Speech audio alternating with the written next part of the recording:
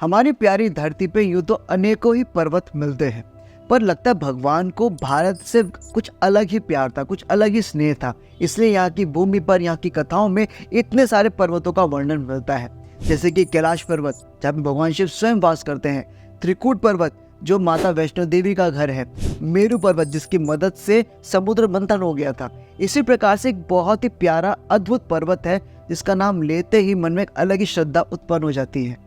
गोवर्धन पर्वत बड़ा चमत्कारी पर्वत है और भगवान श्री कृष्ण की सभी लीलाओं का साक्षी भी है। आज इस वीडियो में हम इस पर्वत की कथाओं के बारे में बात करने वाले हैं। प्रणाम दोस्तों, मेरा नाम आकाश खेमचंद है और मैं समय समय पर सनातन से जुड़ी कथाएं आपके लिए लेकर के आता रहता हूं। यदि आप पहली बार मेरे चैनल पर आए हैं तो सब्सक्राइब जरूर कर लीजिएगा और इस वीडियो को एंड तक जरूर देखना, क्योंकि बहुत कुछ नया आपको मिलने वाला है। ये कहानी शुरू होती है जब भगवान श्री कृष्ण गोलोक में थे और वहां पे तय करते हैं कि आने वाले द्वापर युग में वो धरती पर अवतार लेंगे।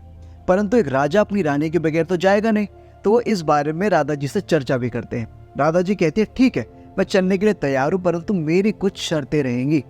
भगवान कृष्ण सोच में पड़ जाता है कि आखिरकार राधा मेरे से मांगने क्या वाली है। राधा जी बोलती है कि मैं जब धरती पे जाऊंगी तो मैं गोलोक को ज्यादा मिस नहीं करना चाहती, इसलिए यहाँ से 4 चीजें अपने साथ लेकर के जाना चाहती हूँ। पहली होगी गोपियाँ, दूसरी होगी यमुना नदी जो धरती की मान बढ़ाएगी, तीसरी है गोलोक की तमाम वनस्पतियां, यहाँ के सुंदर वृक्ष फूल जो वृंदावन को भी सजा देंगे, और चौथी चीज जो सबसे ज्यादा खास है गोवर्धन पर्वत। गोवर्धन ये सारी बातें सुन रहे थे और ये जान करके कि माँ राधा उन्हें अपने साथ लेकर के जाना चाहती हैं, तो बच्चों की तरह बेहद ज्यादा खुश हो जाते हैं। कह रहे वाह, मैं भी धरती पर जाऊंगा, भगवान श्री कृष्ण और राधा जी की लीला को साक्षी बनूंगा। और वो इसी हड़बड़ाहट में थोड़ा जल्दी ही धरती पर आ जाते हैं। परंतु यहाँ पर आकर के उन्हें एहसास होता है कि वो तो कुछ ज्यादा ही जल्दी आ गए। अभी तो सतयुग चल रहा है और भगवान श्री कृष्ण द्वापर युग की बात कर रहे थे, यानी कि अभी लाखों साल पड़े हैं। और वो इसी कारण से धैर्य पूर्वक ही हिमालय के द्रोणागिरी पर्वतों के साथ वहीं पर विराजमान हो गए। कुछ समय बीत जाता है, फिर ऋषि पुलस्त्य, यानी कि जो सप्तऋषियों में से एक महान ऋषि थे, वो अपनी साधना के लिए बहुत सुंदर और शांत जगह ढूंढ रहे थे।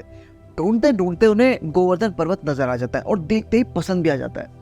वो गोवर्धन से रिक्वेस्ट करते हैं कि हे गोवर्धन, मैं अपनी साधना के लिए ना तुम्हें चुनना चाहता हूँ, परंतु मैं अपनी साधना यहाँ नहीं बनारस में करूंगा, कृपया करके मेरे साथ बनारस चलो। तो पहले तो गोवर्धन थोड़ा हिचकिचाते हैं और उन्हें मना भी करते हैं। फिर बार बार अनुरोध करने पर वो मान जाते हैं कि ठीक है ऋषि जी, मैं आपके साथ चलने को तैयार हूँ, परंतु मेरी भी एक शर्त होगी। ऋषि कहते हैं हाँ बताओ। वो कहते हैं ऋषि जी, जहाँ पर भी आप मेरे को एक बार रख दोगे मैं वहीं पर स्थिर हो जाऊंगा, फिर दोबारा हिलूंगा डोलूंगा नहीं। ऋषि जी कहते हैं तो छोटी सी बात है, मैं मान लेता हूँ, फिर चलो चलते हैं। और ऋषि पुलस्त्य उन्हें अपने हाथों पे उठा करके दोबारा चल देते हैं काशी की ओर। अब कहानी में आता है ट्विस्ट। जैसे ही ऋषि जी मथुरा के पास यानी कि ब्रजभूमि पर आते हैं, तो पर्वत को याद आता है कि भैया मैं तो भगवान श्री कृष्ण की लीलाओं का साक्षी बनने आया हूँ और वो इसी भूमि पर होगा, तो मैं इससे आगे नहीं जा सकता। वो भगवान श्री कृष्ण से रिक्वेस्ट करते हैं कि प्रभु कुछ सेटिंग करो, मैं बनारस चला गया तो मैं यहाँ पर नहीं आ सकता, मुझे यहीं पे रोको। तो भगवान श्री कृष्ण ऋषि जी को नेजस कॉलिंग का सिग्नल देते हैं, यानी कि उन्हें लघु शंका की आवश्यकता पड़ जाती है। ऋषि जी सोचते कि भैया चलो जल्दी से अपना काम निपटा कर आता हूँ और पर्वत को यहीं रख देता हूँ। और वो जैसे ही पर्वत को ब्रजभूमि पर रखते हैं, पर्वत फैल जाता कि वक्त तो यहीं पर रहना है, आगे नहीं बढ़ूंगा। थोड़ी देर में ऋषि जी वापस आकर के कहते हैं चलो जी चलो पर्वत उठो। तो वो कहते हैं ऋषि जी भूल गए क्या, मैंने आपसे क्या बात कही थी कि आप मेरे को जहाँ पर रख दोगे मैं वहीं पर स्थित हो जाऊंगा, वहीं स्थिर हो जाऊंगा। तो इस बात से ऋषि जी थोड़ा नाराज, थोड़ा नहीं बहुत नाराज हो जाते हैं और पर्वत को श्राप देते हैं कि अब तू हर रोज तिल के बराबर घटता रहेगा। और ऐसा माना जाता है कि उस दिन से लेकर के आज तक गोवर्धन पर्वत रोज तिल के बराबर छोटा होता भी जा रहा है। तो दोस्तों, इस प्रकार से गोवर्धन पर्वत ब्रजभूमि पर आ बसा। ये बात थी सतयुग की, परंतु त्रेता युग में भी कोई आया था जिसने गोवर्धन पर्वत को उठाने की कोशिश करी थी। क्या आप जानते हैं उनका नाम? कमेंट में जरूर बताइएगा। अगर नहीं पता तो पार्ट 2 का इंतजार करना, क्योंकि पूरी कथा मैं उसमें बताने वाला हूँ। तब तक ये जरूर बताइएगा वीडियो आपको कैसा लगा। पहली बार चैनल पर आए हैं तो सब्सक्राइब जरूर कर लीजिएगा, लाइक भी करना, और दोस्तों से, रिश्तेदारों से, पड़ोसियों से, भाई बहनों से सबसे शेयर करो और सनातन की कथाओं के बारे में प्रचार करते रहो। प्रणाम।